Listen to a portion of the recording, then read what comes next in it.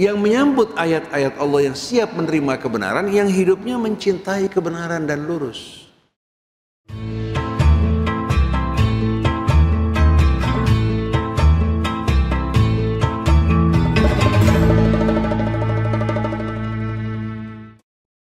Bismillahirrahmanirrahim. Alhamdulillahi rabbil alamin. Allahumma salli wa sallim wa barik ala abdika wa rasulika sayyidina wa nabiyyina Muhammadin wa alihi wa sahbihi wa sallim. Subhanaka la ilma lana illa ma 'allamtana innaka antal alimul hakim, wa la hawla wa la quwwata illa billahil aliyyil azim. Rabbana zidna ilman wa alhiqna bis salihin waj'al lana lisana sidqin fil akhirin waj'alna min warathati jannatin na'im wa la tukhzina yawmaddin yawma la yanfa'u malun wala banun illa man atallaha biqalbin salim. Amma ba'du. Para jamaah hadirin hadirat jamaah subuh Masjid Al-Mahdi yang dirahmati Allah, assalamullahi alaikum warahmatullahi wabarakatuh. Alhamdulillah, di pagi hari ini di dalam salah satu rumahnya kita berkumpul untuk mendengarkan ayat-ayat Allah dibacakan dan direnungkan. Semoga Allah Subhanahu wa ta'ala membuka hati kita untuk dapat meresapi bimbingan tuntunan Allah Subhanahu wa ta'ala pada ayat-ayat sucinya, menjadikannya bagi kita sebagai syifa, penyembuh, dan juga rahmat yang Allah curahkan atas kita dan keluarga kita semua. Dan Allah kumpulkan kita kelak bersama junjungan Nabi kita Muhammad sallallahu alaihi wasallam, para keluarganya, para sahabatnya yang tulus ikhlas berjuang di sisi beliau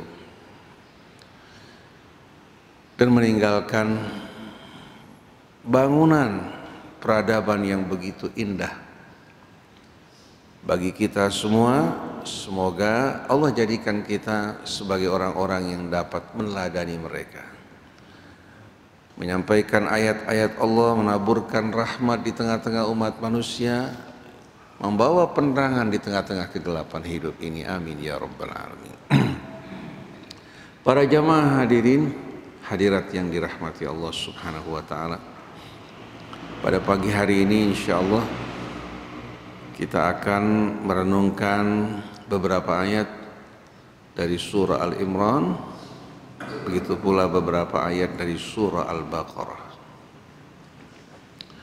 yang mengisahkan kepada kita pertentangan di antara para ahli kitab, pengikut-pengikut mereka sebelum Nabi kita Muhammad SAW,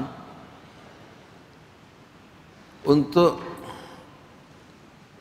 menerangkan kepada kita bahwasannya apa yang berlangsung di tengah-tengah umat Islam dari pertentangan dan perselisihan saat ini sebetulnya tidak berbeda dari perselisihan, pertentangan yang terjadi di antara para ahli kitab.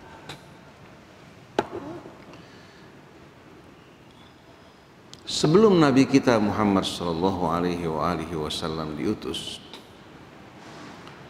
terjadi pertentangan di antara umat terdahulu, baik kalangan Yahudinya maupun kalangan Nasraninya. Bukan hanya sekedar pertentangan, perselisihan, bahkan sampai kepada pembantaian dan penumpahan darah. Sebagai contoh, di tengah-tengah umat Nasrani sebelum Nabi kita diutus, kira-kira pada tahun 325 Masehi, atas pengarahan dan perintah dari Konstantin, pengusaha Romawi pada saat itu, yang ibunya seorang yang telah dibaptis beragama Nasrani, tapi ayahnya seorang paganis. Seorang paganis itu mereka-mereka yang menyembah dewa-dewa, sebagaimana sejarah bangsa Romawi. Nah, kebetulan gereja Paulus atau Pauline Church yang berdiri di Roma berhasil melakukan pendekatan kepada Konstantin dengan mengorbankan sebahagian dari ajaran Nasrani, berusaha untuk mengawinkan di antara agama Nasrani yang dibawa oleh Al-Masih alaihi salatu wassalam dengan ajaran-ajaran kaum pagan. Lahirlah agama Nasrani yang baru, bercampur dengan apa?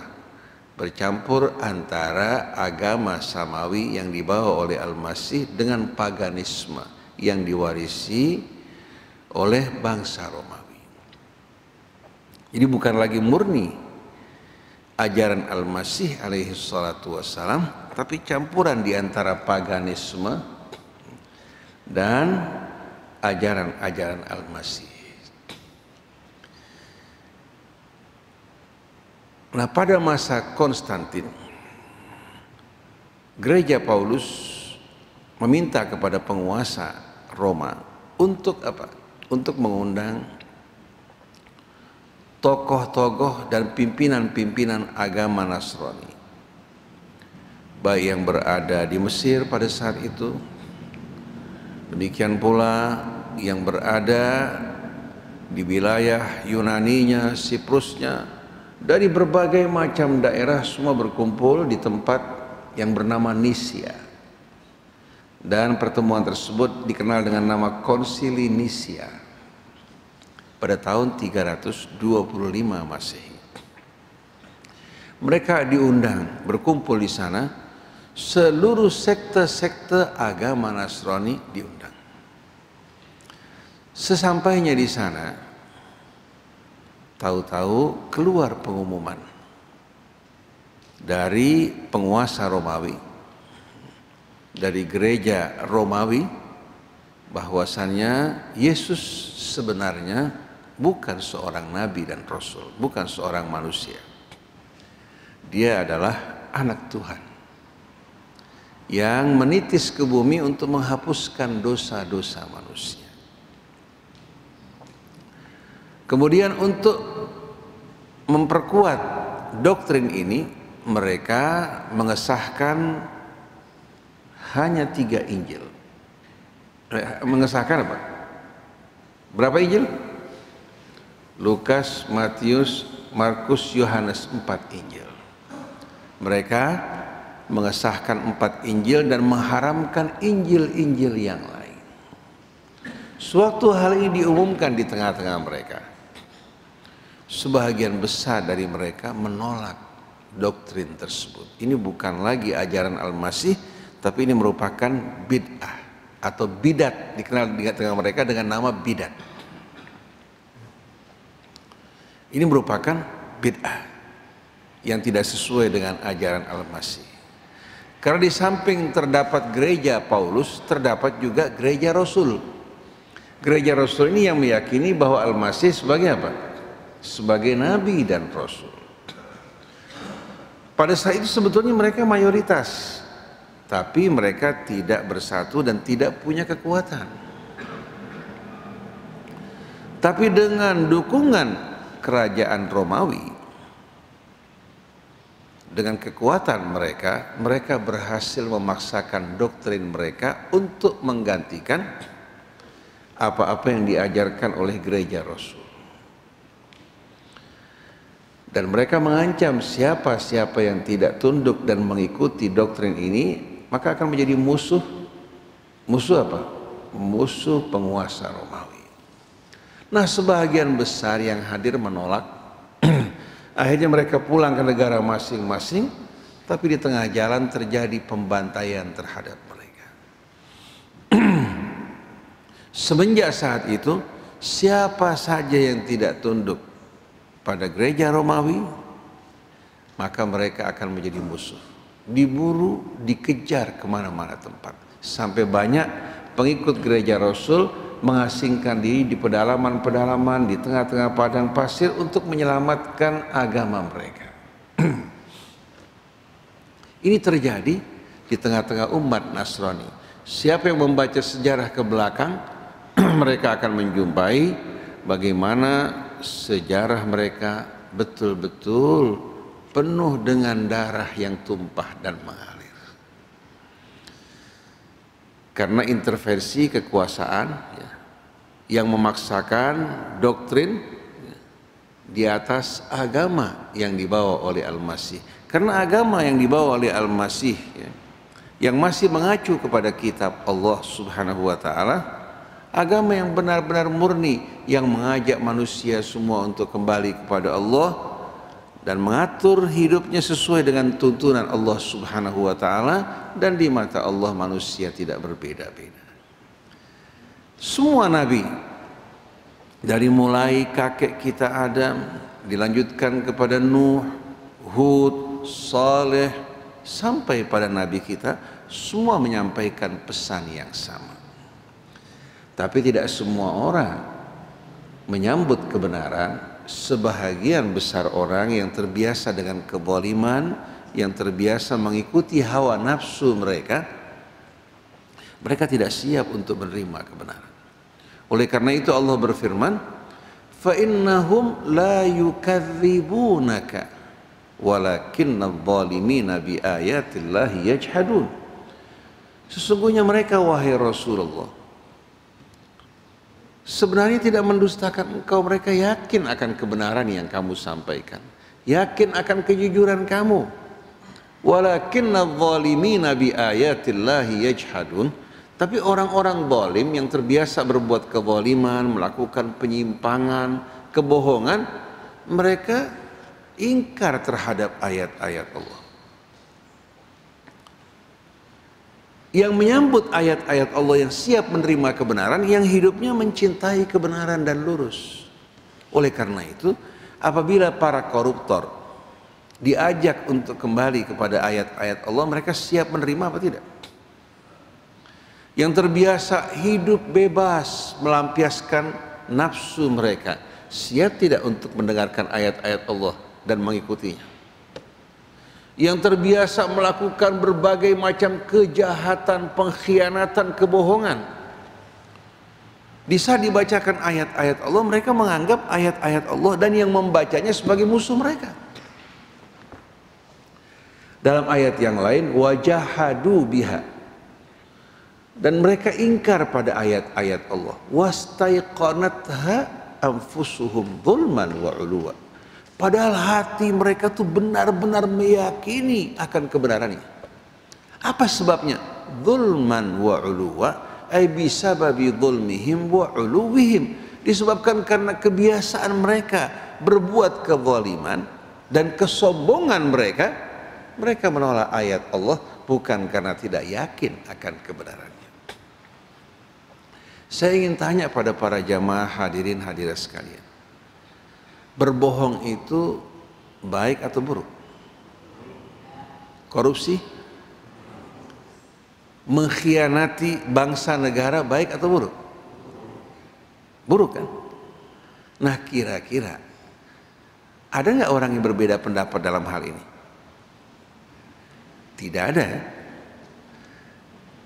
Tapi mereka yang melakukan perbuatan kotor semacam ini, yang melakukan perbuatan kotor semacam ini, mau nggak disalahkan? Mereka akan berupaya untuk membela diri atau paling tidak menampilkan wajah yang lain. Oleh karena itu, kenapa pengusaha-pengusaha yang buruk, demikian pula para pejabat-pejabat yang korup, mereka tidak suka ustadz-ustadz yang menyampaikan kebenaran. Langsung mereka memberikan penilaian fulan ekstrim, terlalu keras. Tapi kalau ada ulama-ulama yang diundang mendoakan mereka panjang umur, supaya jabatan mereka juga terus, yang berusaha supaya usaha mereka semakin maju, semakin berkembang walaupun melakukan penindasan terhadap rakyat dan berbuat kebohongan. Kemudian mendoakan mereka agar diampuni dosanya dan dimasukkan ke dalam surga dan amal-amal mereka diterima. Ulama-ulama seperti ini ulama yang kompromis, yang amat dicintai, disukai oleh pejabat. Lalu mereka memberikan penilaian, ini baru ulama. Ini baru ulama. Jadi penilaian fulan seorang alim atau bukan didasarkan oleh apa? Kecocokan. Tapi kalau rakyat yang masih bersih hatinya mendengarkan ulama yang menyanjung-nyanjung pejabat, yang mengajak untuk mengikuti budaya Korea, budaya K-pop, ya rakyat pasti tahu kan bahwa ini kemasukan ini. Ini apa? Ini kemasukan. Jadi kalau kita renungkan sama-sama, sebenarnya hati manusia itu tidak dapat dibohongi, bahkan oleh dirinya sendiri. Dia bisa berbohong, memperdayakan orang, tapi tidak mungkin dia akan mampu membohongi diri sendiri. Oleh karena itu orang-orang yang hidup dalam kebohongan sebenarnya orang yang paling menderita, karena musuh pertamanya adalah diri sendiri. Tidurnya tidak nyaman, hatinya penuh kegelisahan, ketakutan. Dari mana sumbernya? Orang yang beriman, hati mereka damai. Alladzina amanu wa tatma'innu qulubuhum bidzikrillah, ala bidzikrillahi tatma'innul qulub. Orang yang beriman, hati mereka tentram, damai. Walaupun rumah mereka kecil, makanan ala kadarnya, walaupun bukan dalam suasana yang dingin, ber-AC, mereka dapat tidur lelap, nyenyak. Bahkan mereka menghadapi makanan yang dihidangkan oleh keluarganya penuh dengan gairah dan syukur kepada Allah Subhanahu wa ta'ala. Dan makanan yang mereka makan dari hasil usaha mereka yang halal, langsung hadirin sekalian apa? Masuk ke dalam perut mereka, juga membawa kebaikan dan kesehatan bagi diri mereka. Sedangkan yang makan dari hasil korupsi, dari hasil kolusi, kebohongan, mereka akhirnya diserang penyakit ini, penyakit itu. Belum lagi hati mereka yang bergelisah, sampai akhirnya penyakit yang menyerang dirinya benar-benar komplikasi. Hatinya terkena liver, kemudian terkena gula. Hatinya membutuhkan gula, tapi karena gula di tubuhnya tinggi, akhirnya jantungnya. Bukan lagi sebagai peringatan untuk kembali kepada Allah, tapi penyakit-penyakit ini menggerogoti dirinya, menimbulkan betul-betul ketakutan dan hilangnya harapan. Hilangnya harapan bukan hanya di dunia, bahkan pada saat mereka meninggalkan dunia, hati mereka penuh ketakutan. Oleh karena itu para jamaah hadirin, hadirat yang dimuliakan Allah Subhanahu wa ta'ala, penyimpangan dari kebenaran ini sebetulnya merupakan jalan menuju penderitaan. Seperti yang Allah Subhanahu wa ta'ala terangkan ketika Allah menurunkan kakek dan nenek kita. Fa imma ya'tiyannakum minni huda, apabila petunjukku sampai pada kalian, famanittaba'a hudaya fala khaufun alaihim wala hum yahzanun. Bila petunjukku sampai pada kalian, siapa saja yang mengikuti petunjukku tanpa melihat sukunya, bangsanya, warna kulitnya, baik dia anak orang awam atau anak kiai, siapa saja yang mengikuti petunjukku, fala yadhillu wala yashqa. Dalam surat Thaha, fala yadhillu wala yashqa, dia tidak akan sesat dan tidak akan celaka, merana dan menderita. Tapi sebaliknya, wa man a'rada an dzikri fa inna lahu ma'isyatan dhanka. Siapa yang berpaling dan tidak mengikuti zikir yang aku turunkan buat mereka. Al-Quran merupakan zikir, pelajaran, peringatan yang Allah turunkan bagi mereka dan merupakan pedoman hidup.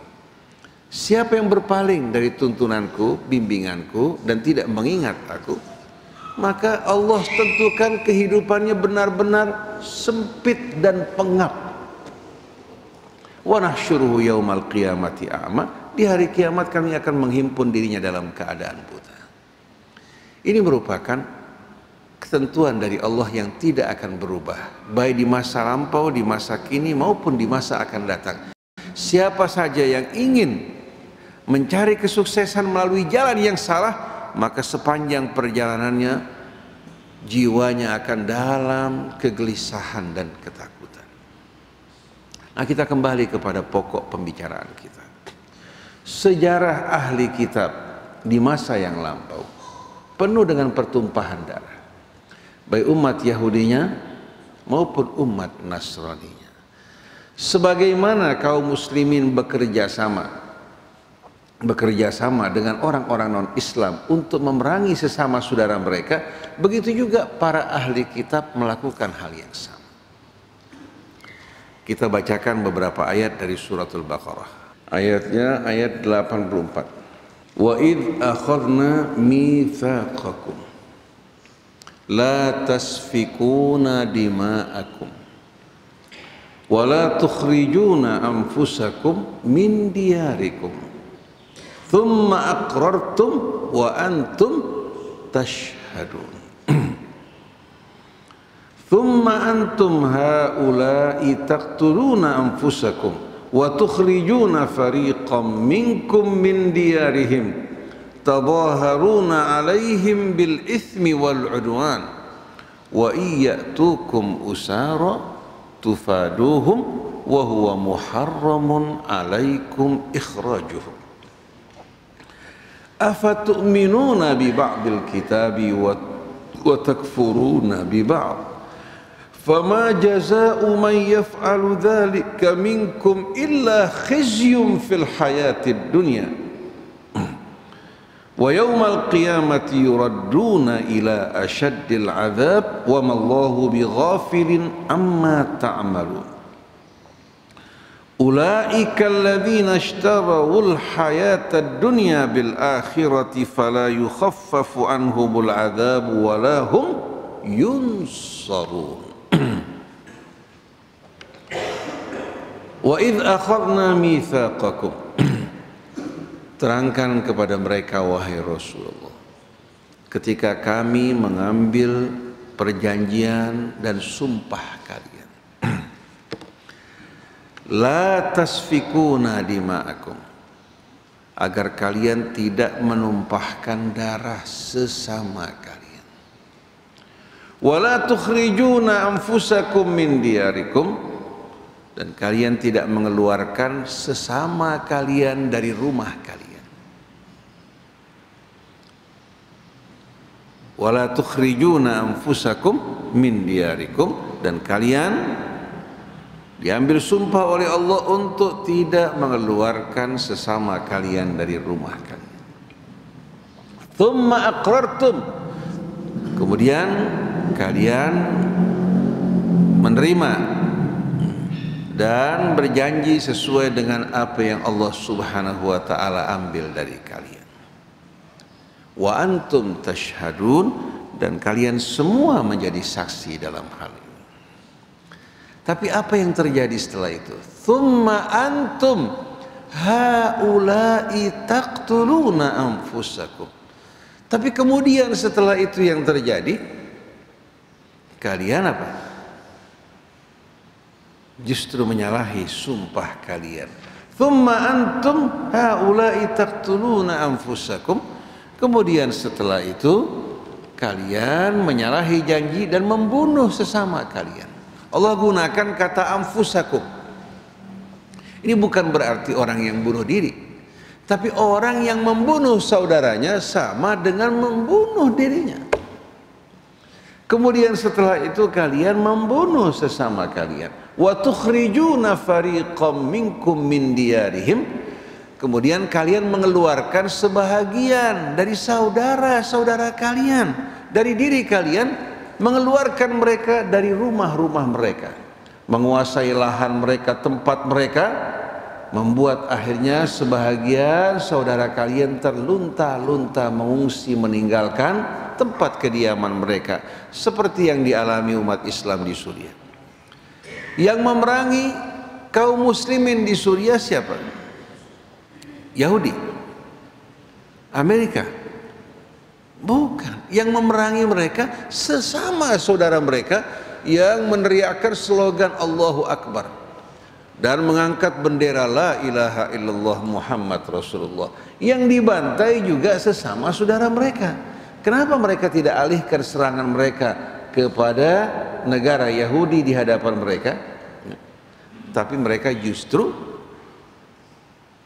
mengalihkan serangan mereka kepada sesama saudara mereka. Sesuai dengan pepatah Arab, asadun alayya wa fil hurubi na'amatun, ngadepin saya aja saudara kamu seperti singa, tapi menghadapi musuh seperti burung onta, lari terbirit-birit penuh ketakutan. Sampai seorang ulama mereka yang meminta bantuan senjata dari Amerika berjanji untuk tidak menggunakan senjata tersebut untuk menembak Israel karena kebencian apa? Kebencian yang membara di hati mereka terhadap sesama saudara mereka. Dengan alasan dalih yang bermacam-macam, mereka menghalalkan darah sesama kaum muslim. Kemudian yang terjadi di Yaman, siapa yang menggempur Yaman dan rakyat Yaman, yang menghancurkan rumah mereka, yang menyebabkan terjadinya kelaparan, menyebarnya penyakit? Siapa yang melakukan semua ini? Apakah itu Amerika, Rusia, Inggris, Perancis, atau Israel? Bukan. Negara-negara Arab, Saudi Arabia dan Emirat Arab yang bersekongkol mengikuti perintah junjungan mereka Zionis menyerang Yaman. Padahal sebelumnya Saudi Arabia mengatakan Yaman itu al-akh asy-syaqiq, saudara sekandung mereka. Kalau dalihnya Syiah, dulu mereka mengatakan Syiah Yaman itu Syiah yang berbeda, yang dekat dengan kami. Tapi begitulah hadirin sekalian, politik dan kekuasaan. Hari ini menjadi teman, besok menjadi apa? Menjadi lawan. Agama dikorbankan, ulama-ulama dibeli untuk mengeluarkan fatwa-fatwa yang menghalalkan darah manusia. Dan ini bukan merupakan hal yang baru. Pada masa Bani Umayyah, berapa banyak darah yang mengalir. Bahkan kota Madinah, kota suci Madinah pada masa Yazid bin Muawiyah dihalalkan sampai terjadi pemerkosaan terhadap ribuan wanita selama 3 hari. Karena penduduk Madinah menolak untuk memberikan baiat mereka kepada Yazid, seorang yang fasik, seorang yang zani, seorang yang minum minuman keras, yang tidak layak untuk diangkat sebagai pemimpin. Karena mereka menolak, mereka diserbu, diserang, kota mereka dihalalkan, dan kuburan Al-Harrah pada saat ini di Baqi menjadi saksi atas pembantaian mereka. Setelah selesai dari Madinah, mereka membawa pasukan mereka menuju Mekah, mengepung penduduk Mekah, menghalalkan darah penduduk Mekah, dan melempari Ka'bah dengan minjanik. Minjanik itu merupakan apa? Merupakan api yang mereka lontarkan dengan alat pelontar menuju daerah-daerah yang mereka serang, sampai Ka'bah terbakar.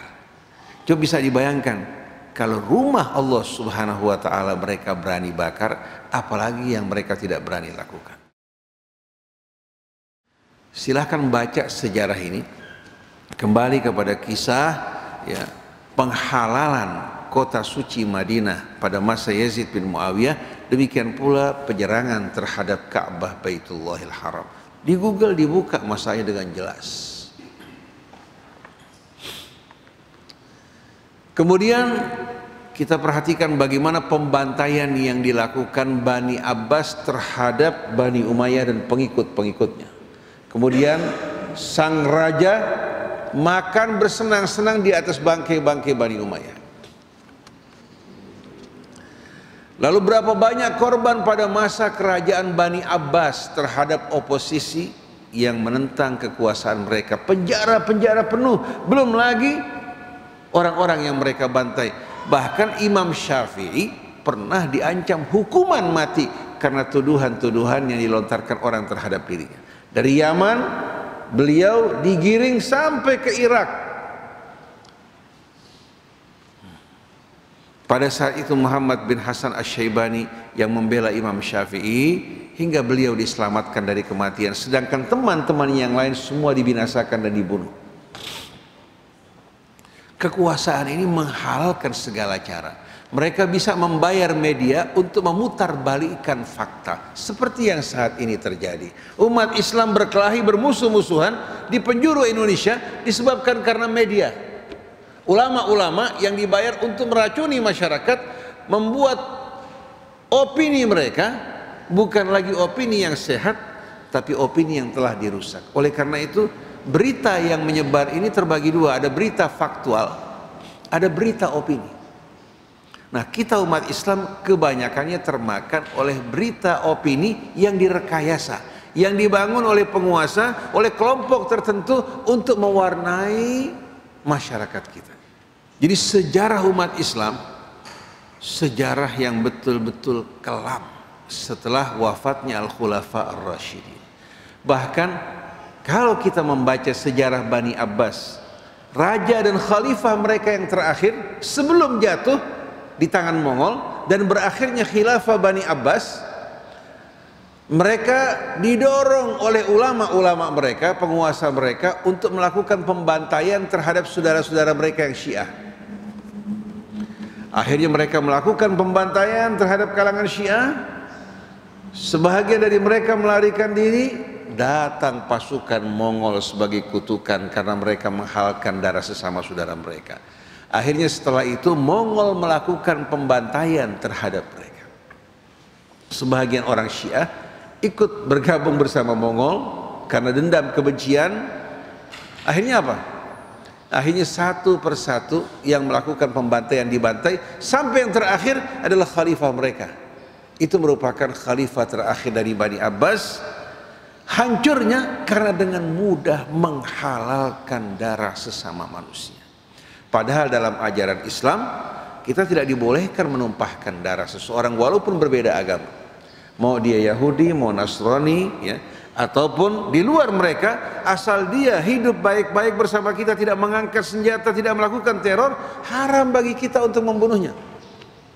Kewajiban kita berdakwah, mengajak dirinya. Kalau dia menolak, tidak boleh kita mengganggu dirinya. Bahkan seandainya seorang musyrik memohon perlindungan kepada kita, kita wajib melindunginya. Sebagaimana firman Allah, wa in ahadun minal musyrikin astajaraka fa'ajirhu hatta yasma'a kalam Allah thumma ablighu ma'manah. Kalau ada orang musyrik mohon perlindungan pada kamu, lindungi dirinya. Kemudian setelah itu bacakan ayat Allah, terangkan agama Allah dengan jelas. Diterima tidak diterima bukan kewajiban kamu. Setelah itu sampaikan dia ke tempat yang aman untuk dia hidup. Jangan ganggu dia. Kalau Allah mau mengubah orang-orang yang tidak beriman menjadi beriman, betapa mudahnya. Idza arada syai'an an yaqula lahu kun. Dan Nabi kalau kita lihat tidak pernah memulai perang, tidak pernah melakukan pembantaian, bahkan melarang orang untuk melakukan pencincangan, pembakaran terhadap apa? Terhadap musuh-musuhnya. Dilarang mengganggu orang tua, mengganggu wanita, anak-anak, dan orang yang tidak ikut berperang. Yang diperangi hanya yang mengangkat senjata. Begitu mereka menyerah, tidak boleh kita mengganggu mereka kecuali kalau penjahat perang. Kalau umat Islam menawan penjahat perang, kalau dibiarkan akan menimbulkan korban yang lain baru dibunuh. Tapi kalau tawanan-tawanan yang tidak termasuk dalam kalangan kategori penjahat perang, Allah memberikan pilihan bagi para pemimpin, fa imma mannam ba'du wa imma fidaan, baik dengan membebaskannya cuma-cuma, ya, atau mengambil tebusan, atau tukar menukar tawanan. Islam ini agama yang mengajak kita semua untuk hidup menjadi manusia yang beradab, bukan manusia yang biadab. Dan Allah tidak mengizinkan kita untuk memaksakan kita kaum muslimin apa? Dalam apa? Dalam mengajak orang lain masuk ke dalam Islam secara paksa. Tidak. La ikraha fid din. Qad tabayyana ar-rusydu minal ghayy. Tidak dibolehkan kita memaksakan seseorang masuk ke dalam agama. Tidak ada paksaan sama sekali. Yang penting tugas kamu menjelaskan agama Allah dengan jelas. Setelah itu faman syaa'a falyu'min wa man syaa'a falyakfur. Kalau dia hidup di tengah-tengah kita, perlakukan dengan cara yang baik, dengan akhlak yang mulia. Semoga hatinya tersentuh untuk menerima kebenaran. Kalau tidak, ada hari akhir yang akan menentukan nasibnya. Tapi jangan kita justru dari manusia yang mendapatkan pendidikan dari Rasul yang berakhlak mulia, yang dipuji oleh Allah, tahu-tahu kita umatnya menjadi umat yang biadab, yang tidak berakhlak, dengan gampang mencaci, memfitnah, bahkan menumpahkan darah sesama kita. Wal iyadu billah. Saya bingung kalau hafid Quran, dai justru akhlaknya paling buruk. Bagaimana umatnya? Kalau guru kencing berdiri, murid kencing apa? Berlari. Jadi yang aneh justru kita jumpai yang seharusnya berakhlak paling baik dan memberikan contoh, justru menunjukkan akhlak yang tidak baik. Dari mulut mereka terlontar fitnah, racun yang mereka sebarkan. Kemudian ada lagi sebahagian ulama yang gemar untuk menjadikan agama ini lawakan dan dagelan. Oleh karena itu di YouTube viewer mereka paling banyak. Perhatikan coba, bisa jutaan. Artis-artis juga begitu, pelawak kita lihat viewernya bisa 10 juta, 9 juta, betul dari sekalian. Tapi ulama-ulama yang menyampaikan kebenaran, sedikit yang menyukai mereka. Ini tidak heran. Api neraka akan penuh sesak, surga lapang dan luas bagi orang-orang yang beriman. Allah Subhanahu wa ta'ala tidak akan memaksakan hamba-hambanya untuk kembali ke dalam kebenaran, tidak. Tapi iman itu merupakan karunia Allah bagi mereka-mereka yang terbuka hatinya untuk menerima kebenaran. Oleh karena itu tidak perlu kita bersedih karena jumlah orang-orang yang beriman, yang berakhlak mulia sedikit. Tapi mohon kepada Allah agar kita dikumpulkan bersama mereka. Di hari kemudian nanti yang sekarang tertawa terbahak-bahak, hidup bersenang, senang bersukaria, di hari tersebut mereka akan menangis. Sedangkan yang bersabar, berpegang teguh pada kebenaran, kelak di hari kemudian nanti mereka akan hidup dalam kebahagiaan kelapangan. Nah Bapak Ibu, alhamdulillah di tengah-tengah bangsa Indonesia yang begini banyak, yang berkumpul untuk mendengarkan ayat-ayat Allah, kira-kira berapa banyak di masjid ini dan di masjid-masjid yang lain. Alhamdulillah ini merupakan hidayah pilihan dari Allah Subhanahu wa ta'ala. Dibandingkan dengan konglomerat maupun penguasa di atas, Bapak Ibu jauh lebih mulia. Jadi jangan kita iri terhadap apa yang ada pada mereka. Tapi seharusnya iri itu mereka yang menjumpai Bapak Ibu alhamdulillah bisa bangun subuh, malam tidur dengan lelap, sedangkan mimpi mereka buruk. Mimpi mereka tuh buruk. Apalagi yang di atas tiap hari dengar kritikan, belum lagi masalah Covid, belum lagi masalah lalu lintas yang macet, belum lagi masalah ekonomi. Enak gak tidurnya? Nggak enak mereka tidur. Mereka lagi bayangkan jatuh dari kursinya, bagaimana perasaannya coba? Kalau Bapak Ibu alhamdulillah sama sekali tidak pernah merasa kehilangan. Kita mandang anak kita lucu, mandang istri kita alhamdulillah walaupun sudah tua, giginya tinggal satu, lucu, kenangan-kenangan yang indah mengalir ke dalam hati kita semua. Di saat dia merawat kita, membuatkan kopi untuk kita, di saat dia dengan sabar melahirkan anak-anak untuk kita, itu kenangan yang indah semua Pak, masuk ke dalam hati kita semua. Begitu juga bapak-bapak yang sudah tua-tua berjalan sama istrinya, penuh kedekatan, nggak dipisahkan di antara mereka. Seperti jamaah haji yang pergi ke Mekah, kakek-kakek sama nenek-nenek. Ketika si nenek mau dipegang sama orang lain, si bapak marah. Dari kursi roda dia menahan orang lain memegang istrinya yang sudah tua renta. Satu meninggal, yang lain mengiringi meninggal. Jadi kalau kita lihat, kecintaan itu bukan apa? Bukan terbatas pada kecantikan. pada masa-masa muda dan tubuh yang indah, atau hiasan yang mewarnai katakan pipinya maupun pakaiannya, tidak. Tapi cinta di saat dia menyatu dengan rahmat akan membuat hidup ini menjadi indah. Seekor harimau yang nampak menyeramkan di saat dia menjilati anaknya mengharukan dan menyentuh hati. Tapi banyak manusia yang kehilangan rahmat, berlaku kejam bukan hanya terhadap orang lain, terhadap dirinya, bahkan anak keluarganya dia melakukan kekejaman. Jadi patut kita bersyukur pada Allah Subhanahu wa taala. Tsumma antum haula'i taqtuluna anfusakum. Kemudian kalian setelah itu membunuh sesama kalian. Wa tukhrijuna anfusakum min diyarihim, dan kalian keluarkan. Wa tukhrijuna fariqam minkum min diyarihim, kalian mengusir, mengeluarkan sebahagian dari apa? Dari mereka, atau sekelompok dari mereka dari rumah mereka. Tabaharuna alaihim bil ismi wal udwan. Kalian bekerja sama untuk menghadapi mereka. Siapa mereka nih? Sesama saudara mereka. Seperti kerjasama antara Saudi, Emirat Arab, ya, di belakangnya dukungan dari Zionis dan Amerika. Sekalian bekerja sama bersekongkol menghadapi mereka, saudara-saudara kalian yang merupakan bahagian dari diri kalian sendiri, bil ismi wal udwan, dalam perbuatan dosa, kejahatan-kejahatan yang bermacam-macam, wal udwan, dan penyerangan, pelanggaran terhadap kehormatan manusia.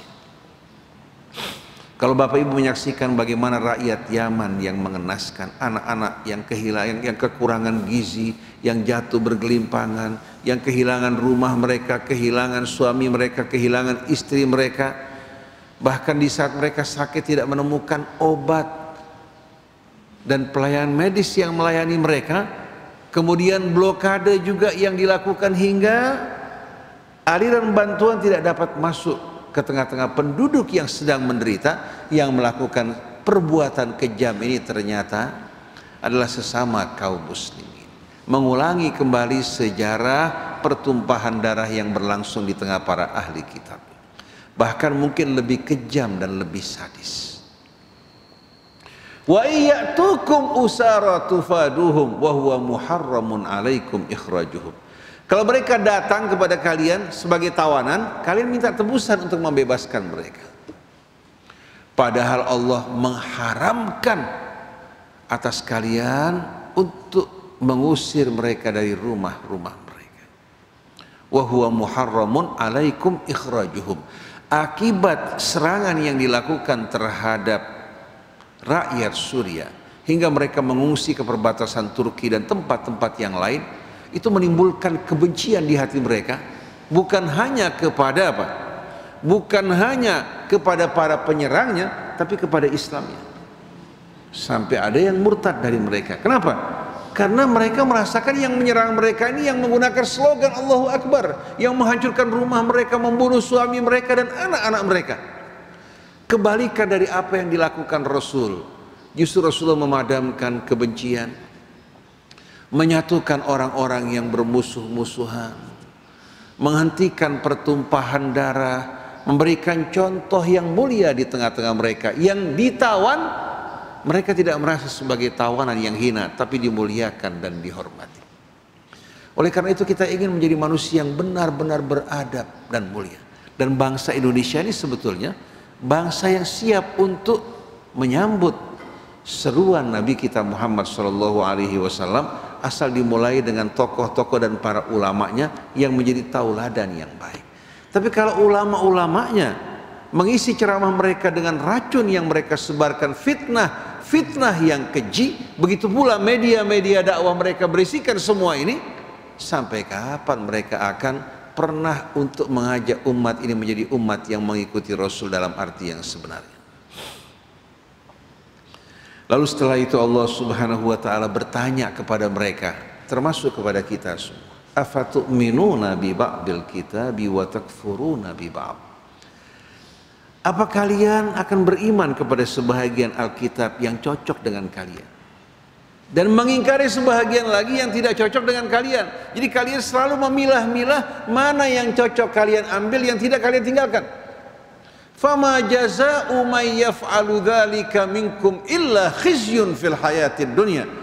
Tidak ada balasan bagi orang-orang semacam ini kecuali kehinaan dalam kehidupan dunia. Illa khizyun fil hayatid dunya, kecuali kehinaan dalam kehidupan dunia. Kehinaan yang dialami umat Islam pada saat ini betul-betul membuat hati kita miris. Negara Arab begitu besar, jumlah penduduk mereka begitu banyak, Israel yang kecil bisa melecehkan mereka. Begitu pula kita umat Islam di negeri kita ini mayoritas bukan? Mayoritas. Tapi kita bukan sebagai tuan rumah di negeri kita. Umat Islam diharamkan dari nikmat dan karunia yang Allah berikan kepada mereka di dalam negeri ini. Kekayaan alamnya, sumber daya manusia yang begitu luar biasa, bukan kembali manfaatnya kepada umat Islam. Kita mirip dengan seorang yang bagaimana? Yang merawat sapi. Kita yang membersihkan kotorannya, baik itu kencingnya, kotoran padatnya, membersihkan kandangnya, tapi yang menikmati daging dan susunya justru orang-orang lain. Kenapa? Karena selama ini kita tidak mengikuti ajaran Allah seutuhnya. Yang salah memang bukan rakyat, yang salah para pemimpin yang telah membuat agama Allah tidak lagi murni seperti keadaan sebelumnya, tapi diambil sebahagian yang cocok dengan kelompok mereka, yang tidak cocok mereka sisihkan. Jadi tidak ada balasan bagi orang-orang seperti ini yang beriman kepada sebahagian, mengingkari sebahagian yang lain, kecuali kehinaan dalam kehidupan dunia. Wa yaumal qiyamati yuradduna ila asyaddil adzab wa mallahu bighafilin amma ta'malun. Di hari kiamat nanti mereka akan dikembalikan menuju azab yang bagaimana? Yang sepedih-pedihnya, yang amat dahsyat. Dan Allah tidak lalai dari perbuatan kalian. Masing-masing tidak perlu untuk apa? Membanggakan dirinya, ya, atau mengklaim dirinya orang-orang yang baik. Allah lebih tahu tentang perbuatan kalian. Walaupun kalian sembunyikan, kalian rahasiakan, tidak akan tersembunyi dari Allah Subhanahu wa ta'ala. Lalu penutup dari ayat ini, ulaikal ladzina ishtarawul hayatad dunya bil akhirah. Yang menjadi penyebab mereka melakukan semua ini karena apa? Sesungguhnya mereka adalah orang-orang yang telah membeli kehidupan dunia dengan menjual akhirat mereka. Ditawarkan dunia, akhirnya lidahnya berubah. Lidahnya berubah karena dunia. Mereka lah orang-orang yang telah membeli kehidupan dunia dengan menjual akhirat mereka. Fala yukhaffafu anhumul adzabu walahum yunsarun, maka azab Allah tidak akan diringankan dari mereka dan mereka tidak akan ditolong oleh Allah. Kalau ulama sudah menempatkan ayat-ayat Allah bukan pada tempatnya, menyelewengkannya dari kebenaran karena menginginkan dunia, maka sebelum penyembah berhala, orang-orang semacam ini kelak akan masuk ke dalam azab api neraka. Ini merupakan sesi pertama dari pengajian kita, ya. Baru pengantar pembuka, insya Allah kita akan memasuki keterangan-keterangan Allah yang menerangkan bagaimana para ahli kitab satu sama lain saling mengklaim diri mereka yang paling benar. Orang Yahudi mengatakan bahwa Ibrahim adalah apa? Adalah ikutan kami. Orang Nasrani juga mengatakan begitu. Orang-orang apa? Orang-orang musyrik juga bilang kami justru berjalan di jalan ajaran Ibrahim. Seperti kita umat Islam di Indonesia, sebagian mengatakan Nabi Muhammad itu salafi, sebagian lagi mengatakan Nabi Muhammad itu sufi, sebagian lagi mengatakan Nabi Muhammad itu NU, sebagian lagi mengatakan Nabi Muhammad itu Muhammadiyah, sebagian lagi mengatakan Persis, sebagian lagi mengatakan Nabi Muhammad itu Sunni, sebagian lagi mengatakan Nabi Muhammad itu Syiah. Padahal nama-nama ini datang setelah wafatnya Nabi Muhammad sallallahu alaihi wasallam. Yang benar Nabi Muhammad bersama Ibrahim adalah hanifan musliman wa ma kana minal musyrikin. Insyaallah kita akan kaji sama-sama dalam pertemuan yang akan datang biidznillah azza wajalla. Subhanakallahumma wa bihamdik asyhadu an la ilaha illa anta astaghfiruka wa atubu ilaik wal afu minkum wassalamu alaikum warahmatullahi wabarakatuh.